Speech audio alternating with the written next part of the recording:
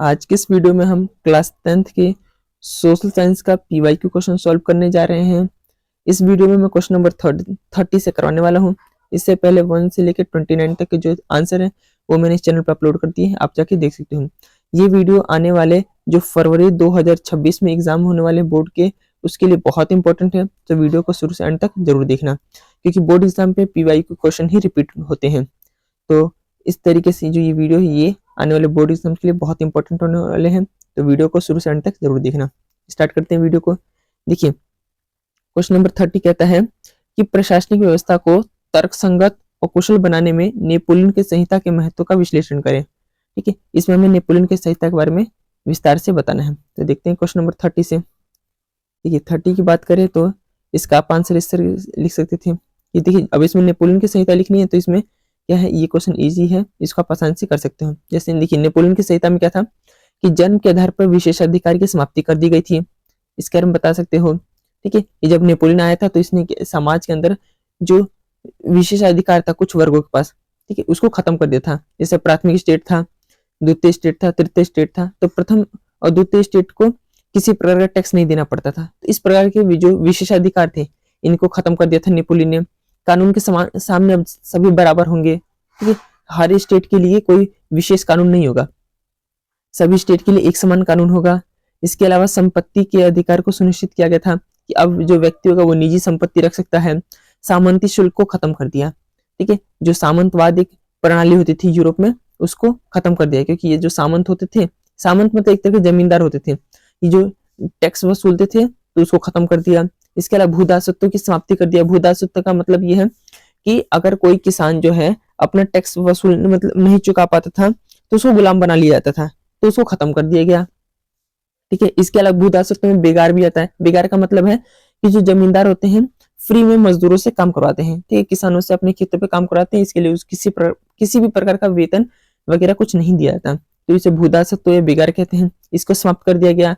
संचार और जो परिवहन व्यवस्था है इसको मजबूत किया गया। ठीक है, नेपोलियन ने ये अच्छा काम किया। इसके अलावा नापतोल की एक प्रणाली कर दी। तो ये नेपोलियन की नागरिक संहिता है, या नेपोलियन की संहिता कहलाती है, या फिर इसको ये भी 1804 की नागरिक संहिता भी कहते हैं। तो इस तरीके से इसका आंसर आप लिख सकते थे। अगला देखते हैं, ये क्वेश्चन नंबर अगला जो है इसी में जो अथवा है इसका देखते हैं। तो इसको तो हमने देख लिया कि नेपोलियन की संहिता में क्या क्या था। देखिए अथवा में ये है कि 19वीं सदी के शुरुआती दशक में यूरोप के अंदर जो उदारवाद था किस प्रकार से राष्ट्रीय एकता से जुड़ा हुआ था। ठीक है, इसमें हमें बताना है कि उदारवाद की वजह से किस प्रकार से राष्ट्रीय एकता, राष्ट्र के अंदर एकता की जो भावना है वो पनपी, इसका हमें व्याख्या करनी है उदारवाद के संदर्भ में। ठीक है, तो देखते हैं इसका आंसर आप किस प्रकार से लिख सकते थे। देखिए क्वेश्चन नंबर 30 देखिए इसके अथवा में क्या है, आप इस प्रकार से लिख सकते थे कि 19वीं शताब्दी में उदारवाद राष्ट्रीय एकता से निम्नलिखित प्रकार से जुड़ा हुआ था। ठीक है, मतलब कहना ये चाहता है कि जो उदारवाद था, उदारवाद की वजह से जो लोगों के अंदर राष्ट्रवादी भावना है वो किस प्रकार से पनपती है, ये इसमें हमें इसको एक्सप्लेन करना था। तो देखिए इसका आंसर आप इस प्रकार लिख सकते थे कि जो उदारवाद था ये दो प्रकार से राष्ट्रवाद की बात करते हैं। एक राजनीतिक रूप से राष्ट्रवाद की बात करते हैं, ठीक है, और दूसरा है आर्थिक रूप से। ठीक है, तो इसमें बताया नहीं कि हमें किस आधार पर बताना है, तो आपको दोनों ही बताना पड़ेगा। ठीक है, तो देखिए राजनीतिक रूप से उदारवाद क्या कहते हैं, राष्ट्रवाद को जागृत करने में या राष्ट्र की एकता को बनाए रखने के लिए। तो ये लोग कहते हैं कि राजनीतिक रूप से उदारवाद एक ऐसी सरकार पर जोर देती है जो सहमति से बनी हो। ठीक है, ऐसा नहीं कि कोई जो राजा है यही शासन कर रहा है। ठीक है, वो जो उदारवाद है वो ऐसे जो राजतंत्र के बिल्कुल ही खिलाफ होते हैं।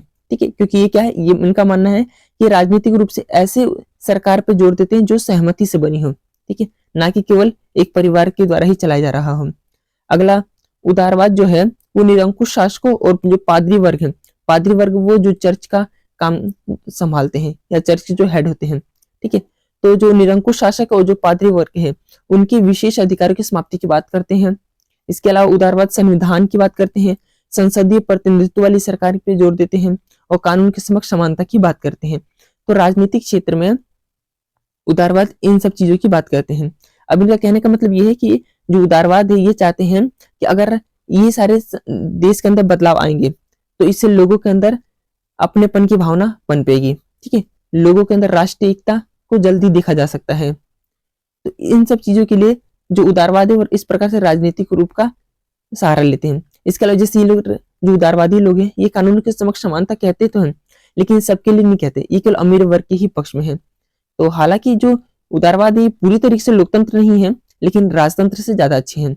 आर्थिक क्षेत्र में इनका मानना यह है कि उदारवाद किस प्रकार से पनप सकता है या फिर राष्ट्रीय एकता को कैसे बढ़ावा दिया जा सकता है। तो इनका मानना है बाजार की मुक्ति होनी चाहिए, बाजार के ऊपर किसी का कंट्रोल नहीं होना चाहिए।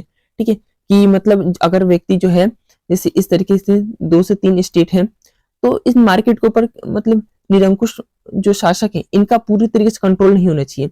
मार्केट बिल्कुल ही मुक्त होने चाहिए। मुक्त होने का मतलब ये है कि एक व्यक्ति यहाँ जाकर व्यापार कर सकता है, यहाँ जाकर व्यापार कर सकता है, यहाँ जाकर व्यापार कर सकता है।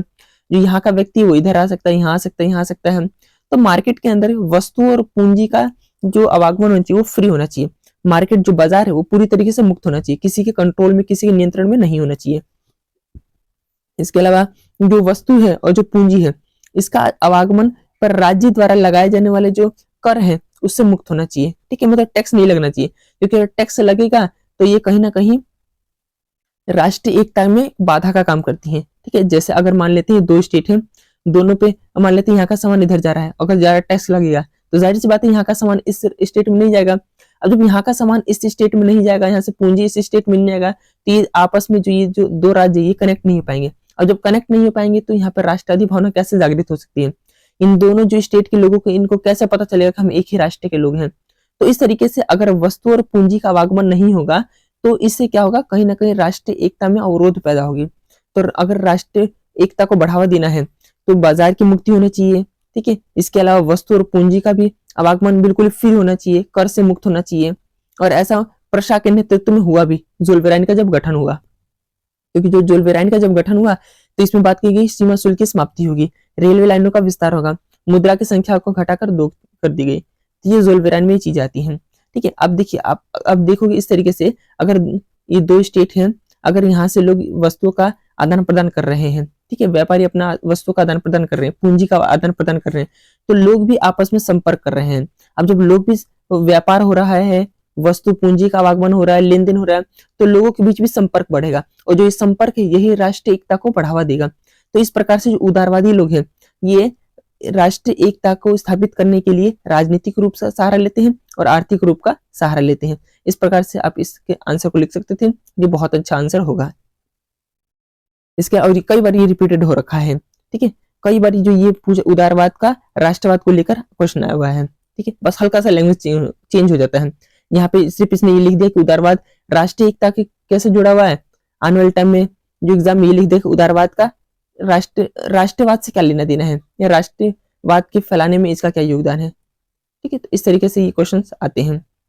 अगला है क्वेश्चन नंबर 31, इसको देखते हैं कि जो विनिर्माण उद्योग है इसने देश के आर्थिक विकास की रीढ़ समझा जाता है। बहुत इंपॉर्टेंट है, कई बार क्वेश्चन में आ रखा है। ठीक है, पेपर में आ रखा है ये क्वेश्चन कि जो विनिर्माण उद्योग है किसी देश के आर्थिक विकास की रीढ़ क्यों समझी जाती है। ठीक है, तो इसको देखते हैं। अब रीढ़ इसलिए देखो रीढ़ समझने का मतलब इंपॉर्टेंट क्यों है। अगर किसी देश के अंदर अगर विनिर्माण उद्योग होगा तो उस देश का जो आर्थिक विकास होगा वो बहुत तेज माना जाता है। इसलिए कहा जाता है कि जो देश के विकास की जो रीढ़ की हड्डी है वो विनिर्माण उद्योग ही है। अब इस कथन की व्याख्या करनी है। देखिए इसकी व्याख्या निम्नलिखित प्रकार से की जा सकती है। देखिए क्वेश्चन नंबर 31, देखिए इसका आप आंसर इस प्रकार से लिख सकते थे कि जो विनिर्माण उद्योग है इससे क्या होता है, कृषि का आधुनिकीकरण में ये सहायक है। ठीक है, अगर एक देश के अंदर विनिर्माण उद्योग मतलब जो फैक्ट्रियां बढ़ेंगी, ठीक है, अब जैसे फैक्ट्रियां बढ़ती हैं, अब एक देश में जितनी ज्यादा फैक्ट्रियां होंगी वहां पर ट्रैक्टर, पाइप, मोटर, इन सब चीजों का जो निर्माण होता है ये बहुत ज्यादा होता है, उत्पादन ज्यादा होगा। अब उत्पादन ज्यादा होगा तो ये चीजें सस्ती होंगी और इससे जो गरीब से गरीब किसान है ये भी इनका यूज कर पाएगा। अब जैसे ट्रैक्टर बनता है तो जो ट्रैक्टर का काम है खेत को जोतना, इसके अलावा जो मोटर हैंड पंप से जो पाइप भूमिगत जल को निकाल कर सिंचाई किया जाता है, तो ये जो चीजें बनती कहाँ बनती, फैक्ट्री में ही बनती हैं। अगर एक देश में ज्यादा विनिर्माण उद्योग होगा तो ऐसे चीजों का उत्पादन ज्यादा होगा। अब जब उत्पादन ज्यादा होगा तो ये चीजें सस्ती होंगी और गरीब से गरीब किसान भी इनको अफोर्ड कर पाएगा और इस तरीके से इनका प्रयोग करके वो कृषि को आधुनिक बना सकता है। ठीक है, आधुनिक कृषि कर सकता है, इससे उसका उत्पादन भी बढ़ेगा और देश में उत्पादन भी बढ़ेगा, इससे देश का भी लाभ होगा और उस किसान को भी लाभ होगा। ठीक है, तो इस तरीके से अगर कृषि में आधुनिकीकरण करना है तो विनिर्माण उद्योगों का एक योगदान है। अगर जो इसके वजह से कृषि बढ़ती है तो इस कृषि की वजह से देश की अर्थव्यवस्था सुधरेगी। तो इस प्रकार से रीढ़ की हड्डी मानी जाती है या समझी जाती है या फिर बहुत इंपॉर्टेंट है। इसके अलावा विनिर्माण उद्योग द्वितीय क्षेत्रक और तृतीय क्षेत्रक के श्रमिकों को रोजगार देते हैं। ठीक है, अगर विनिर्माण उद्योग बढ़ेगा तो दूसरा क्षेत्र तो बढ़ेगा ही बढ़ेगा, क्योंकि द्वितीय क्षेत्र के यही विनिर्माण उद्योग है। ठीक है, तो फैक्ट्री लगेंगे तो लोगों को रोजगार मिलेगा दूसरे क्षेत्र का। अब जब ज्यादा मात्रा में लोगों को रोजगार मिलेगा, ज्यादा उत्पादन करेंगे तो यही समान तीसरे क्षेत्र हो जाएगा। तो इसी प्रकार से तीसरे क्षेत्र के लोगों को भी रोजगार मिलेगा। तो इस तरीके से जब दूसरा क्षेत्र बढ़ता है तो इसके साथ साथ तीसरा क्षेत्र भी बढ़ता है। इसके अलावा विनिर्माण उद्योग बेरोजगारी और गरीबी के उन्मूलन में सहायक है। अगर फैक्ट्रियां बढ़ेंगी तो इससे लोगों को रोजगार मिलेगा तो गरीबी कम होगा। तो इस प्रकार से गरीबी के उन्मूलन में और बेरोजगारी के उन्मूलन में विनिर्माण उद्योगों का एक योगदान है। अगला है कि अगर विनिर्माण उद्योग बढ़ता है तो विदेशी व्यापार में बढ़ोतरी होगा। अब देश के अंदर ज्यादा उद्योग है, उत्पादन ज्यादा होगा। अब उत्पादन ज्यादा है तो हम विदेशों में निर्यात कर सकते हैं। आयात निर्यात का मतलब समझिए, अगर एक देश से कोई सामान बाहर भेजा जा रहा है तो ये निर्यात होता है। अगर यही जो मान लेते जो व्यक्ति ये बाहर भेजेगा तो निर्यात है, बाहर से मंगाएगा तो आयात है। ठीक है, तो अगर एक देश के अंदर उत्पादन ज्यादा होगा तो बाहर हम देशों में भी बेच पाएंगे। ठीक है, और इसी को कहते हैं विदेशी व्यापार में बढ़ोतरी। ठीक है, इस प्रकार से विदेशी व्यापार में बढ़ोतरी देखने को मिलती है। इसके अलावा अब विदेशी व्यापार में बढ़ोतरी होगा तो विदेशी मुद्रा भंडार भी बढ़ेगा। एक देश के अंदर जितना ज्यादा विदेशी मुद्रा भंडार होता है वो देश उतना ही समृद्ध माना जाता है। ठीक है, तो इस तरीके से विदेशी मुद्रा भंडार हमारे देश में बढ़ेगा। इसके अलावा जो क्षेत्रीय असमानता है उसमें कमी आएगी। ठीक है, क्योंकि देखिए भारत के मैप पे देखोगे तो केवल जो शहर है वहीं पे उद्योग लगते हैं। अब शहरों में उद्योग लगते तो शहर ही समृद्ध होते हैं, गाँव पिछड़ जाते हैं। तो इस प्रकार से अगर देश के अंदर ज्यादा उद्योग लगेगा तो ये शहरों तक भी फैलेंगे और इस तरीके से जो शहरों में जो शहर और गांव के बीच जो खाई है ये भरती हुई नजर आएगी। तो क्षेत्रीय असमानता भी कम होगी इससे। तो इस प्रकार से जो विनिर्माण उद्योगों को देश की रीढ़ की हड्डी समझी जाती है। अगला देखते हैं क्वेश्चन, देखिए 31 का ही अथवा में देखने को क्या मिलता है। देखिए 31 का अथवा में जो है वो क्वेश्चन अगला है, ये है कि कृषि और उद्योग एक दूसरे के पूरक बहुत इंपॉर्टेंट है। कई बार ये क्वेश्चन आया हुआ है और कई बार रिपीट होता है ये क्वेश्चन कि जो कृषि और उद्योग है एक दूसरे के पूरक है, कथन को हमें बताना है। इसका क्वेश्चन ये कह रहा है कि अगर एक पूरक का मतलब ये है कि अगर कृषि बढ़ेगा तो उद्योग बढ़ेगा, उद्योग बढ़ेगा तो कृषि बढ़ेगा। इस चीज को हमें बताना है। देखिए इसका आंसर किस प्रकार से लिख सकते थे। 31 का है बी। ठीक है, अथवा में ये देखिए इसको कि जो कृषि से उत्पन्न पैदावार उद्योगों के लिए कच्चा माल होता है। ठीक है, अगर खेती से कोई अगर जिससे जो खेती है इसमें कच्चे माल का उत्पादन होता है, यही कच्चा माल जब जाता है, यही जब इनका उत्पाद जो होता है, ठीक, जैसे मान लेते हैं कि गेहूं का उत्पादन हुआ तो जो गेहूं का उत्पादन है यही जो उत्पादन है उद्योगों में जाएगा, तो यहाँ से बिस्किट बनेगा और बाकी सारी चीजें बनेंगी। तो इस प्रकार से जब अगर खेती कृषि अच्छी होती है तो पैदावार अच्छी होती है, पैदावार अच्छी होती है तो जो ये उद्योगों में जाता है तो यही पैदावार कच्चा माल बनता है। तो जो दूसरे प्राथमिक क्षेत्र का जो कृषि क्षेत्र का जो उत्पादन है ये दूसरे क्षेत्र के लिए कच्चा माल साबित होता है। ठीक है, इसका मतलब अगर खेती में ज्यादा उत्पादन हुआ, ठीक है, इसका मतलब ये हुआ कि अगर खेती में ज्यादा उत्पादन हुआ तो उद्योगों को कच्चा माल ज्यादा मिलेगा। अगर खेती में उत्पादन कम हो गया तो जाहिर सी बात है उद्योगों में भी कच्चा माल कम जाएगा, तो इस प्रकार उत्पादन भी कम होगा। तो आप देख सकते हो कि खेती बढ़ रही है तो उद्योग बढ़ रहा है, खेती कम हो रही है तो उद्योगों के लिए भी चीजें कम हो जाती हैं। तो इस प्रकार से कृषि के अंदर उत्पादन अच्छा हो रहा है तो उद्योगों में कच्चा माल ज्यादा जाएगा, और जब पैदावार अच्छी होती है तो उद्योगों में ज्यादा कच्चा माल पहुंचता है, इससे वस्तु का उत्पादन ज्यादा होता है। उद्योग में बनने वाले जो उर्वरक है इससे खेती में बढ़ोतरी होता है। आप देखोगे, देखो यहाँ पे हमने देखा कि जब खेती में कच्चा माल ज्यादा होता है, ठीक है, अगर खेती के अंदर पैदावार अच्छी होती है तो कच्चा माल ज्यादा पहुंचता है, और कच्चा माल ज्यादा पहुंचता है तो उत्पादन ज्यादा अच्छा हो रहा है। ये हमने खेतों से उद्योगों की तरफ देखा। इसी प्रकार से उद्योगों से खेतों की तरफ किस प्रकार से देख सकते हो, तो अगर क्या होगा उद्योग बढ़ेगा, ठीक है, तो उद्योग में जो उर्वरक है इसका उत्पादन ज्यादा होगा। अब जो उर्वरक का उत्पादन ज्यादा होगा तो इसी उर्वरक का प्रयोग खेती में किया जाएगा, और यही खेती करने से इन्हीं उर्वरकों से खेती करने में बढ़ोतरी देखने को मिलेगा फसलों में। ठीक है, अगर किसान जो है अपने खेतों के अंदर जो रासायनिक उर्वरक डालते हैं तो जो रासायनिक उर्वरक उद्योगों में ही तो बना है, तो अगर अच्छे ज्यादा मात्रा में उद्योग वगैरह स्थापित होंगे तो उर्वरक होंगे ये सस्ते होंगे, और इन्हीं उर्वरकों का उपयोग करके जो खेती में जो पैदावार है उसको बढ़ाया जा सकता है। इसके अलावा जो उद्योगों में बनने वाले जो ट्रैक्टर है, पंप है, मोटर, पाइप इत्यादि जो है जो किसान होते हैं इनका उपयोग करके कृषि मतलब ये जो चीजें हैं ये खेती के लिए बहुत इंपॉर्टेंट है। ठीक है, खेती में एक सहायक का काम करती हैं, इससे उत्पादन बढ़ता है। तो इस प्रकार से क्या कहा जाता है कि जो उद्योग और जो खेती कृषि एक दूसरे के पूरक हैं। ठीक है, इसका मतलब अगर एक बढ़ रहा है तो दूसरा बढ़ेगा, एक घटेगा तो दूसरा भी घटेगा। तो इस प्रकार से आप इस आंसर को लिख सकते हैं। तो बहुत इंपॉर्टेंट है, कई बार ये क्वेश्चन एग्जाम में पूछ रखा है। अगला देखते हैं क्वेश्चन नंबर 32। क्वेश्चन नंबर 32 क्या कह रहा है, देखिए तो क्वेश्चन नंबर 32 है कि लोकतंत्र के परिणामों का मूल्यांकन करने वाले किन्हीं 5 आधारों की व्याख्या करें। बहुत आसान क्वेश्चन है, बस थोड़ा सा लैंग्वेज थोड़ा डिफिकल्ट लग सकता है। देखिए क्वेश्चन में पूछा गया है कि लोकतंत्र के परिणामों का मूल्यांकन करने वाले किन्हीं 5 आधारों की व्याख्या करें। ठीक है, लोकतंत्र के परिणाम वाले जो चैप्टर हैं इसमें 5 परिणाम दिए हुए हैं। ठीक है, पांचों के पांचों आप लिख सकते हो। ये वाला मैं आपको एक चैप्टर बता देता हूँ, जो पॉलिटी का जो लास्ट जो चैप्टर है लोकतंत्र के परिणाम, इसमें 5 लोकतंत्र के परिणाम दिए हुए हैं। ये इतना इंपॉर्टेंट है कि हर बार एक क्वेश्चन 5 नंबर का फिक्स है, यहाँ से आना ही आना है। इस वाले में तो इसने डायरेक्ट पूछ लिया लोकतंत्र के परिणाम की व्याख्या करनी है। ठीक है, थोड़ा थोड़ा पांचों की थोड़ी थोड़ी व्याख्या आप कर सकते हो, लेकिन क्या है एग्जाम में इन 5 परिणामों में से केवल एक के बारे में लिख देगा और ये कहेगा कि 5 नंबर में इसकी व्याख्या करें। तो इस चैप्टर को करना बहुत इंपॉर्टेंट है। 5 नंबर का एक क्वेश्चन यहाँ से फिक्स है, यहाँ से 1 नंबर का या 2 नंबर या 3 नंबर कोई क्वेश्चन आता ही नहीं इस चैप्टर से। 5 नंबर का एक क्वेश्चन फिक्स है इस चैप्टर, इसको करके अच्छे से जरूर जाना। ठीक है, देखिए इसमें इसने डायरेक्ट पूछ लिया लोकतंत्र के परिणाम की हमें व्याख्या करनी है इन्हीं 5 आधारों की। देखिए क्वेश्चन नंबर 32 का आंसर देखते हैं आप किस प्रकार से लिख सकते हो। देखिए क्वेश्चन नंबर 32 की बात करें तो ये आ गया क्वेश्चन नंबर 32वां। ठीक है, हमें 5 आधारों की व्याख्या करनी है। ठीक है, तो इसमें क्या है 9-10 पॉइंट आप इसमें से किसी 5 की व्याख्या कर सकते हो। जैसे देखिए लोकतंत्र के परिणामों की बात करें तब देख सकते हो लोकतंत्र के परिणाम में क्या क्या लिख सकते हो आप, कि जो लोकतंत्र है ये नागरिकों के बीच समानता को बढ़ावा देता है, ये व्यक्ति गरिमा को बढ़ावा देता है। इसके अलावा फैसले लेने में बेहतरी होती है लोकतंत्र में। जो लोकतंत्र है वो टकरावों को संभालने का एक अच्छा तरीका देता है। इसके अलावा इसमें गलतियां सुधारने की गुंजाइश होती है। और जो समाज इसके अलावा जो ये है कि जो सामाजिक विविधता है, सामाजिक विविधता को समायोजित करता है। देखो जो ये है कि सामाजिक व्यवस्था को समायोजित करता है। सामाजिक विविधता मतलब यहाँ पे है कि समाज में अलग अलग जाति धर्म के लोग हैं, इनको समायोजित करने का मतलब है इनके बीच सामंजस्य स्थापित करता है, बराबरी स्थापित करता है। ठीक है, ऐसा नहीं कि किसी एक को बढ़ावा देता है और एक को किसी को अनदेखा किया जाता है, ऐसा नहीं होता।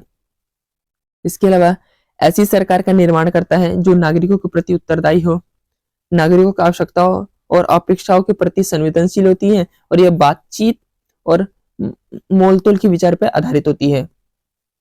तो इस प्रकार से ये लोकतंत्र के परिणाम है। ठीक है, इनमें से आप कोई भी 5 की आप व्याख्या इसमें कर सकते थे। अगला देखते हैं इसका अथवा में क्या था। देखिए क्वेश्चन नंबर ये था, हम ये पढ़ रहे थे क्वेश्चन नंबर 32 ना। इसके अथवा में देखिए तो लोकतंत्र के किन्हीं 5 मूल्यों की व्याख्या करनी है। सेम यही क्वेश्चन है, कोई अलग नहीं है। जो क्वेश्चन ये है उसी प्रकार से क्वेश्चन ये है इसमें। देखिए जो क्वेश्चन नंबर 32वां अभी हमने ये देख लिया लोकतंत्र के परिणाम। ठीक है, यही क्वेश्चन सेम क्वेश्चन है, बस इसकी जो लैंग्वेज ये डिफरेंस है। ठीक है, तो ऐसा कुछ नहीं है, सेम ही क्वेश्चन है, इसका भी आंसर वही होगा जो इस प्रकार से। ठीक है, लोकतंत्र के 5 मूल्यों की व्याख्या करनी है, जैसे कि मैं आपको दिखा भी देता हूँ इसमें। देखिए क्वेश्चन नंबर 32वां ना, देखिए क्वेश्चन नंबर 32 की बात करते हैं तो ये देखिए लोकतंत्र के किन्हीं 5 मूल्यों की व्याख्या करनी है। तो इस प्रकार से लिख सकते हो आप कि जो लोकतंत्र है ये क्या है, समान अधिकार और समान अवसर की बात करता है। और व्यक्ति की स्वतंत्रता, कोई भी व्यक्ति किसी भी प्रकार को अपने आप को किसी भी तरीके से अभिव्यक्त कर सकता है। ठीक है, अगर उसको किसी प्रकार की दिक्कत है, समस्या है, अपनी भावनाओं को अभिव्यक्त कर सकता है, बता सकता है। ठीक है, चाहे अखबार के माध्यम में लिख लिख के या रेडियो पे या टीवी पे सोशल मीडिया पे। इसके अलावा अपने शासक को चुनने और राजनीतिक प्रक्रिया में भाग लेने की स्वतंत्रता होती है। समान गरि देखो यह सम्मान गरिमा और स्वतंत्रता पर आधारित होती है। इसके अलावा लोकतंत्र में नागरिकों के पास निर्णय लेने की प्रक्रिया की जांच करने का अधिकार और साधन होता है। सामाजिक विविधता में सामंजस्य स्थापित करता है। ऐसी सरकार का निर्माण करता है जो नागरिकों के प्रति उत्तरदायी हो। इसके अलावा नागरिकों की आवश्यकता और अपेक्षाओं के प्रति संवेदनशील होती है और बातचीत और मोल तोल के विचार पर आधारित होती हैं। तो जो हमने ऊपर पढ़ा सेम ही यही आंसर है, आप इनमें से किसी 5 की व्याख्या कर सकते थे। अगला देखते हैं क्वेश्चन नंबर 33, ये क्या कह रहा है। देखिए क्वेश्चन नंबर जो 33 है इसमें ये पूछा गया है, ये लास्ट क्वेश्चन है, इसमें 2 क्वेश्चन, ठीक है, एक ये और एक ये अथवा में। तो देखिए 33 में पूछा गया है कि हाल के परिणाम बताते हैं कि देश के कई भागों में भूमिगत जल का अति उपयोग एक गंभीर संकट बनता जा रहा है, ठीक है। इसको हमें विकास की धारणता के संदर्भ में इस कथन का व्याख्या करना है। ये क्वेश्चन ये कह रहा है कि वर्तमान के संदर्भ में कई जगह ऐसे हैं जहां भूमिगत जल जो उसका बहुत ज्यादा उपयोग हो रहा है, अति उपयोग हो रहा है, और ये एक गंभीर संकट बन चुका है, इसकी हमें व्याख्या करनी है। तो देखिए आप क्वेश्चन नंबर 33 के किस प्रकार से आप आंसर लिख सकते थे। तो देखिए आप इसका आंसर इस प्रकार से लिख सकते थे, जैसे देखिए अब हमें धारणता के संदर्भ में लिखना है, ठीक है। धारणता यहाँ पे लिखा है, यहाँ पे धारणता आएगा। तो देखिए जो धारणता है, तो धारणता का अर्थ होता है कि विकास का तरीका इस प्रकार का होना चाहिए जिससे वर्तमान की जरूरतों को पूरा किया जा सके और आने वाली जो भावी पीढ़ी है उसके लिए भी संसाधन बची रहे, ठीक है। जो धारणता का जो विषय है, ठीक है, ये कह रहा है कि जो धारणता का मतलब ही ये है कि विकास का तरीका इस प्रकार से होना चाहिए जिससे वर्तमान की जो जरूरत है उसको पूरा किया जा सके और आने वाली जो भावी पीढ़ी इसके लिए भी संसाधन बची रहे, ये धारणता का विषय कहता है, ठीक है। वर्तमान के संदर्भ में आप देखोगे तो जो उद्योग हैं, जो फैक्ट्रियां हैं, उसमें बड़े स्तर पर जल का उपयोग किया जा रहा है, ठीक है, जरूरत से ज्यादा जल का उपयोग किया जा रहा है।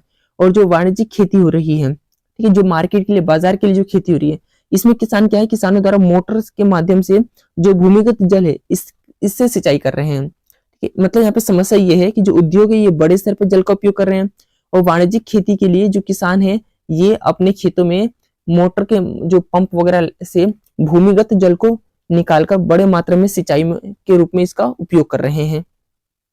अब इसका परिणाम ये हो रहा है कि कई क्षेत्र ऐसे जहां भूमिगत जल बहुत नीचे जा चुका है और कहीं कहीं पे तो भूमिगत जल समाप्त ही हो गया है। हालांकि जो भूमिगत जल है ये नवीकरणीय संसाधन है, नवीकरणीय संसाधन वो है जिनका एक मतलब पुनः उपयोग किया जा सकता है, बार बार उपयोग किया जा सकता है। तो हालांकि जो भूमिगत जल है ये नवीकरणीय संसाधन है, लेकिन जो बार बार और बड़े स्तर पर इनका दोहन करने से ये समाप्त हो जाते हैं, जो कई क्षेत्रों में हमें देखने को मिले भी हैं। इसके अलावा जो भूमिगत जल का इस प्रकार से अतिशोषण जो हो रहा है, इसमें इसके जो जिम्मेदार है वो सरकारी नीतियां हैं, क्योंकि इनका प्रभावी ढंग से मतलब लागू नहीं हो रहा है नीतियां, ठीक है, और सरकार इन सब चीजों पर उतना ध्यान नहीं दे रही। यही रीजन है कि वर्तमान के संदर्भ में जो भूमिगत जल है ये कहीं कहीं या तो बहुत नीचे जा चुका है या कहीं कहीं जाके विलुप्त हो चुका है। तो इस प्रकार से एक वर्तमान में एक बहुत बड़ा संकट बनता जा रहा है भूमिगत जल की समाप्ति। तो इस प्रकार से इस आंसर को लिख सकते थे, ठीक है। अगला देखते हैं कि अथवा में इसके क्या क्वेश्चन पूछ रखा है। देखिए अगला पूछ रखा है कि विभिन्न श्रेणियों के लोगों के लिए विकास का लक्ष्य विभिन्न का बहुत इंपॉर्टेंट है, कई बार पूछा है एग्जाम में, ठीक है। ये पूछ रखा है कि जो अलग अलग श्रेणी के लोग हैं उनके लिए विकास का लक्ष्य अलग अलग हो सकता है। सेम क्वेश्चन रिपीट होता है, बस इसके लैंग्वेज थोड़ी चेंज कर दी जाती है। जैसे एग्जाम में ये क्वेश्चन आ सकता है कि विकास का अलग अलग लोगों के लिए विकास का मतलब अलग अलग हो सकता है, इसकी व्याख्या करें, ठीक है। तो फिर ये क्वेश्चन कई बार रिपीटेड हो रखा है, बस हल्का सा इसका लैंग्वेज ही चेंज होता है। तो देखिए आप इसका आंसर किस प्रकार से लिख सकते थे, क्वेश्चन नंबर 33, ठीक है। तो इसको देखते हैं। देखिए आप इसका आंसर इस प्रकार से लिख सकते थे कि जो अलग अलग लोग हैं, विभिन्न श्रेणी के लोग हैं, उनके लिए विकास का लक्ष्य अलग अलग हो सकता है, ठीक है। जैसे आप इसमें देख सकते हो कि जैसे जो किसान है, किसान के लिए विकास का लक्ष्य है कि ज्यादा अच्छी वर्षा हो, ठीक है, बारिश ठीक हो, जिस अब बारिश अच्छी होगी तो उत्पादन बढ़ेगा और वो अपना सामान वो जो उत्पाद बेचकर ज्यादा लाभ कमा पाए। एक किसान से पूछोगे तो किसान के लिए विकास का लक्ष्य यही है कि बारिश अच्छी हो, उत्पादन बढ़ेगा और इससे उत्पाद बेचकर अपना लाभ कमा पाएगा। ये किसान की दृष्टि में विकास का मतलब है। एक मजदूर की दृष्टि में देखोगे तो एक मजदूर के लिए विकास का लक्ष्य होगा कि उसे नियमित काम मिले, उसे रोज काम मिले और उसे अच्छा वेतन मिले, अच्छी मजदूरी मिले और उसके जो बच्चे हैं वो शिक्षा प्राप्त कर पाए। एक मजदूर के लिए विकास का लक्ष्य ये होता है। इसके अलावा अगर नर्मदा जो घाटी है वहाँ के जो आदिवासी लोग हैं उनके लिए विकास का लक्ष्य ये होगा कि उनकी जो भूमि है उनको उस भूमि को छोड़कर विस्थापित ना होना पड़े, ठीक है, और उनके जो पेड़ है, जो जंगल वगैरह है वो ना काटे जाए। तो एक आदिवासी जो लोग हैं उनके लिए विकास का मतलब ये है कि उनको उनकी जगह से विस्थापित ना किया जाए, उनके पेड़ और जंगल को ना काटा जाए। ये उनके लिए विकास का लक्ष्य होगा। तो इसी प्रकार से एक परिवार में जो लड़की है उसके लिए विकास का लक्ष्य होगा कि उसके जो भाई है उसके जितना उसको स्वतंत्रता मिले। इसी प्रकार से एक शहर में रहने वाला जो बेरोजगार युवा है उसके लिए विकास का लक्ष्य ये होगा कि उसकी योग्यता के अनुसार उसको एक अच्छी नौकरी मिले। तो इस प्रकार से आप देख सकते हो कि अलग अलग श्रेणी के लिए विकास का लक्ष्य अलग अलग हो सकता है। इस प्रकार से एक बहुत अच्छा आंसर हो सकता है, आप इसको लिख सकते हो। तो इस तरीके से हमने जो 2 पीवाईक्यू क्वेश्चन है उनको हमने सॉल्व कर लिया है, कंप्लीट सॉल्व कर लिया है। ठीक है, इस तरीके से मैं 10 से 12 सोशल साइंस के पीवाईक्यू क्वेश्चन को सॉल्व करवाने वाले हूँ। अगर आपने इन 10 से 12 पीवाईक्यू क्वेश्चन को सॉल्व कर लिया, ठीक है, तो आप देखोगे कि जब आप एग्जाम में बैठोगे तो इसमें से 70 to 80% क्वेश्चन ऐसे होंगे जो बार बार क्वेश्चन एग्जाम में रिपीट होते हैं। ठीक है, और जो बोर्ड एग्जाम्स होते हैं उनके लिए पीवाईक्यू क्वेश्चन बहुत इंपॉर्टेंट होते हैं। तो इस तरीके से आप सभी सब्जेक्ट के कम से कम तो 10 से 12 पीवाईक्यू क्वेश्चन एग्जाम में जरूर सॉल्व करके जाना। इससे आपके जो नंबर होंगे ये आप देखोगे कि आपके नंबर जो इसमें बढ़ जाएंगे। तो इस प्रकार से पीवाईक्यू क्वेश्चन बहुत इंपॉर्टेंट होता है, आप पीवाईक्यू क्वेश्चन को जरूर लगा के जाना। वीडियो अच्छी लगी तो वीडियो को लाइक और चैनल को सब्सक्राइब कर लेना। इस चैनल पर मैंने सभी सब्जेक्ट के 10-10 पीवाईक्यू क्वेश्चन को अपलोड कर दिया है और भी सैंपल पेपर और पीवाईक्यू क्वेश्चन मैं इसमें अपलोड कर दूंगा।